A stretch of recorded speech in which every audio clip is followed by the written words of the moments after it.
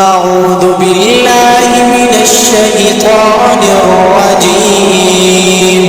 بسم الله الرحمن الرحيم.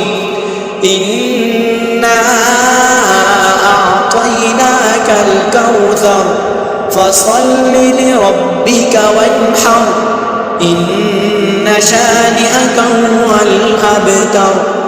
سورۃ الکوثر میں عددی معجزے۔ سورۃ الکوثر قرآن کی سب سے چھوٹی سورت ہے اور اس سورت کے جملے الفاظ 10 ہے۔ قرآن بذات خود ایک معجزہ ہے، لیکن جب سورۃ الکوثر کی پہلی آیات میں 10 حروف ہیں، سورۃ الکوثر کی دوسری آیات میں 10 حروف ہیں، سورۃ الکوثر کی تیسری آیات میں 10 حروف ہیں۔ اس پوری سورت میں جو سب سے زیادہ تکرار سے حرف آیا ہے وہ حرف الف ہے جو 10 دفعہ آیا ہے۔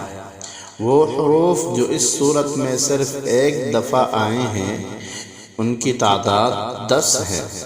اس سورت کی تمام آیات کا اختتام حرف را پر ہوا ہے جو کہ حروف ہجا میں 10واں حرف شمار ہوتا ہے۔ قرآن مجید کی وہ صورتیں جو حرف را پر اختتام پذیر ہو رہی ہیں ان کی تعداد 10 ہے، جن میں سورۃ الکوثر سب سے آخری صورت ہے۔ سورت میں جو 10 کا عدد ہے اس کی حقیقت یہ ہے کہ وہ ذوالحج کے مہینے کا 10واں دن ہے، جیسے کہ اللہ تعالیٰ نے فرمایا فَصَلِّ لِرَبِّكَ وَانْحَرْ، پس نماز پڑھو اور قربانی کرو۔ وہ دراصل قربانی کا دن ہے۔ اللہ کی شان کہ یہ سب کچھ قرآن کریم کی سب سے چھوٹی سورت جو ایک سطر پر مشتمل ہے میں آ گیا۔ آپ کا کیا خیال ہے؟